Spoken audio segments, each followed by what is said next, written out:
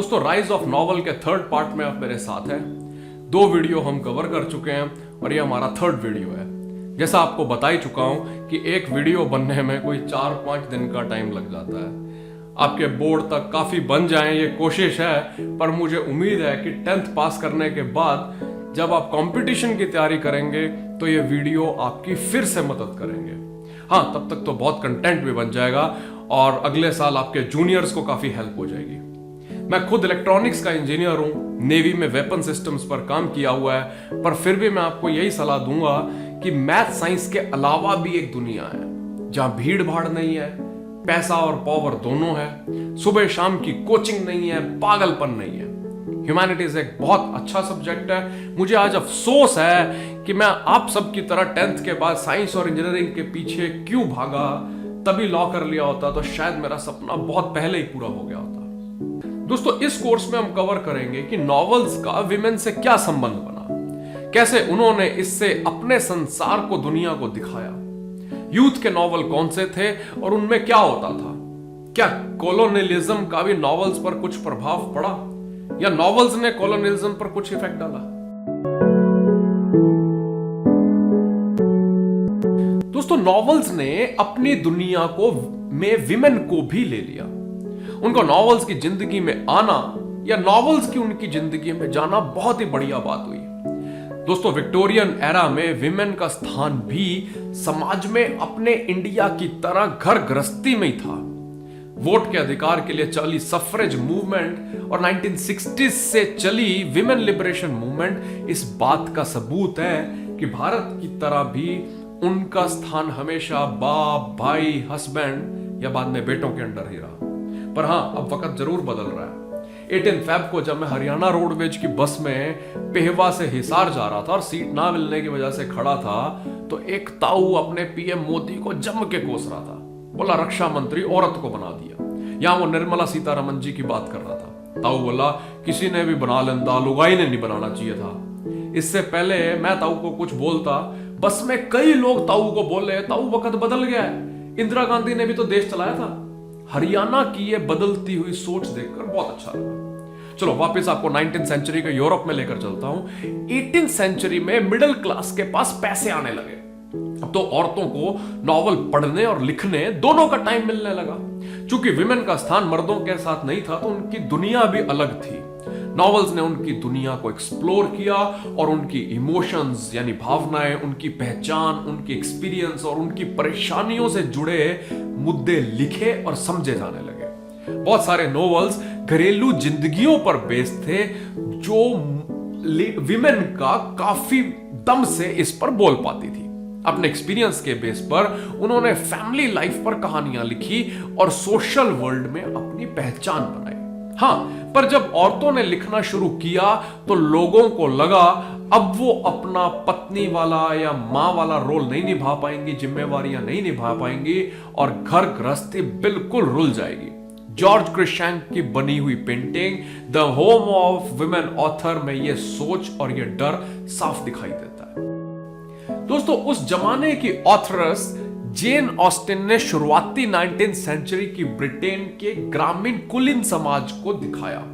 वो हमारा ध्यान एक ऐसे समाज पर लेकर जाती हैं जहां लड़कियों को अमीर और प्रॉपर्टी वाले मोटे घर देखकर मैरिज करने के लिए इनकरेज किया जाता था। दोस्तों नॉवेल्स, सीरियल्स, मूवीज समाज का आईना होते हैं। वो समाज की फीलिंग, समाज की सोच को दिखाते हैं। आप 70s की मूवीज देखें, 90s की देखें और आज की देखें, आपको देखकर एहसास हो जाएगा आज हमारी सोसाइटीज की वैल्यूज क्या है, कैरेक्टर क्या है भी या नहीं। हनी सिंह के लिरिक्स हम कार में क्या डैड के साथ सुन सकते हैं। 90s में तो करिश्मा कपूर के एक गाने को सेंसर ने पूरा काट ही दिया, उसके बोल चेंज करने पड़े। एनीवेज, ये पूरी दुनिया में जाना माना सच है कि एक अकेले अमीर मालदार आदमी को बीवी की जरूरत होगी। जेन ऑस्टिन का नॉवल प्राइड और प्रेजुडिस की पहली लाइंस ही उस जमाने की सोच को दिखाती है। इन ऑस्टिन वाले नॉवलों के समाज में नॉवल के कैरेक्टर औरतें हमेशा ब्याह और शादी के पीछे लगी रहती थी। उस जमाने के नॉवेल्स विमेन से संबंधित थे सिर्फ गृहस्थी के रोल कोई मशहूर नहीं करते थे, बल्कि नॉवेल्स ऐसी भी विमेन कैरेक्टर्स के होते थे जो समाज की रीतियां मानने से पहले उनसे लड़ती थी, उन्हें तोड़ती थी। इन कहानियों से विमेन रीडर्स को पक्का रेबल यानी विद्रोह करने की प्रेरणा मिलती होगी। वो रेबेलियस एक्शन में सहानुभूति रखने लगती थी, यानी विद्रोही एक्शंस को अप्रूव करती थी। इसका एग्जाम्पल हम चार्लोट ब्रॉन्ट की 1847 में छपे नॉवल जेन आयर में देख सकते हैं। जेन 10 साल की जेन आजाद ख्यालों की और बहुत स्ट्रॉन्ग पर्सनैलिटी की है। उस टाइम की गर्ल्स को चुप रहने, शालीन रहने के संस्कार दिए जाते थे और अपनी हीरोइन इसके बिल्कुल उलट है। वो बड़ों की हिपोक्रेसी यानी पखंड का बड़ा ही हैरान करने वाले तरीके से मुंह तोड़ जवाब देती है। उसकी नॉवल में एक आंटी है जो हमेशा उससे बुरा बिहेव करती थी। जैन अपनी आंटी को कहती कि लोग तो आपको बड़ी अच्छी औरत समझते हैं, पर असल में आप बुरी और धोखेबाज हैं, और मैं आपको इस जिंदगी में दोबारा आंटी कहने वाली नहीं हूं।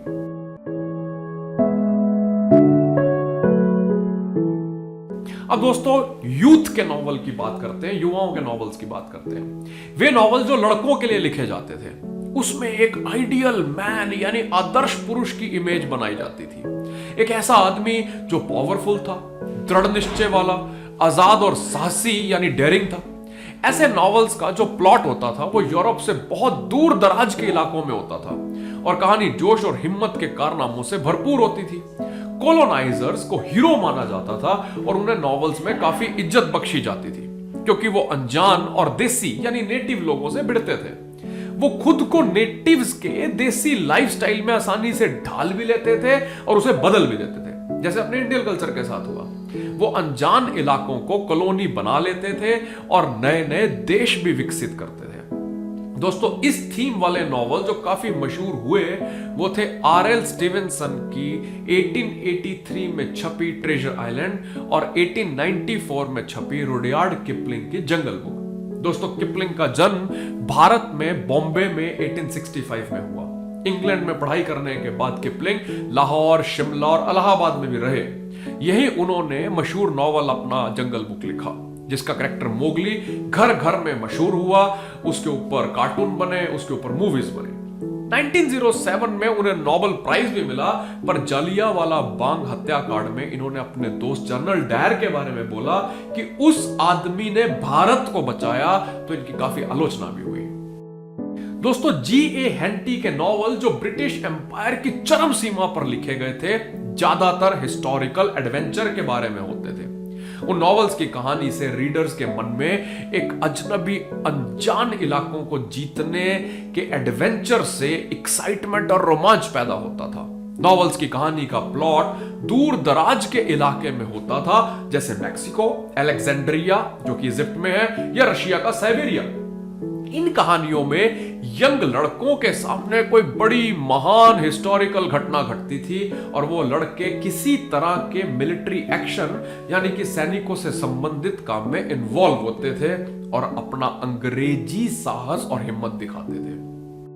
उस जमाने में टीनेज लड़कियों के लिए लव स्टोरी लिखी जाती थी, जो कि खास तौर पर अमेरिका में काफी फेमस हुई। दोस्तों अमेरिकन सोसाइटी काफी लिबरल थी, बल्कि यूरोपियन सोसाइटी विक्टोरियन एरा की छाप ढो रही थी, जिसमें पवित्रता, सादगी वगैरह की वैल्यूज थी। यही वैल्यूज अंग्रेज अपने साथ इंडिया ले आए और कई चीजें हमारे आज के समाज में टैबू और शर्म से जुड़ती चली गई। 1884 में हेलेन हंट जैक्सन की लिखी समोना और सूजन कॉलेज के नाम से लिखने वाली सारा चॉन्सी वुलसेथ का सीरीज में बना नॉवल व्हाट कैटी डिड बहुत मशहूर हुआ, बहुत पॉपुलर हुआ।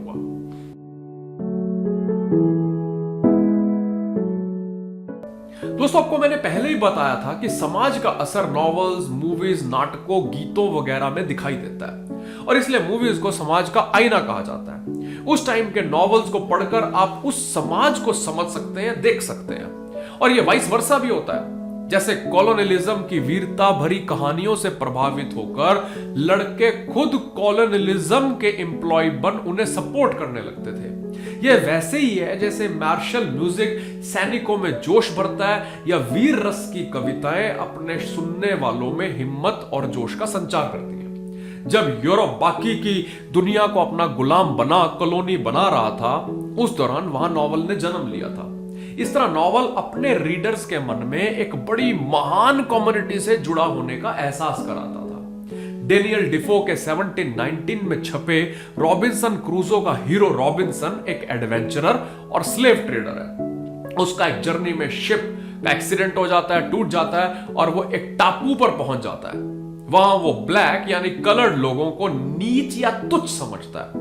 वो एक लोकल नेटिव को बचा लेता है और अपना गुलाम बना लेता है। वो इतना अकड़ू है कि इस दास से वो उसका नाम पूछना भी जरूरी नहीं समझता, बल्कि खुद ही उसका नाम फ्राइडे रख देता है। रॉबिन्सन का ये बिहेवियर सोसाइटी में अजीब या बुरा नहीं माना गया, बल्कि यूरोप के रीडर्स में यह एक एक्सेप्टेड नॉर्म था।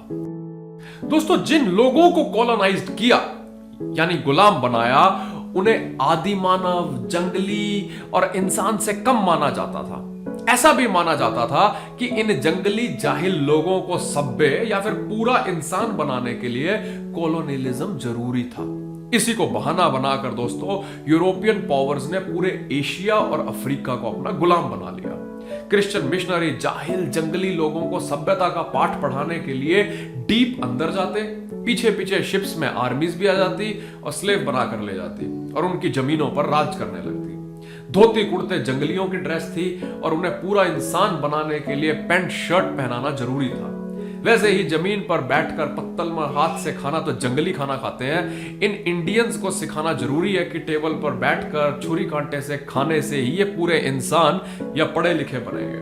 पर दोस्तों 20th सेंचुरी के एंड तक जोसेफ कॉनरैड जैसे ऑथर्स ने अपने नॉवेल्स में कॉलोनियलिज्म की डार्क साइड या काला चेहरा भी दिखाना शुरू किया और हमारे जैसे जिन लोगों को गुलाम बनाया गया था उन्हें यकीन था कि नॉवेल से उन्हें अपनी पहचान ढूंढने का, प्रॉब्लम्स उजागर करने का और अपने राष्ट्रीय मुद्दे उभारने का मौका मिलेगा।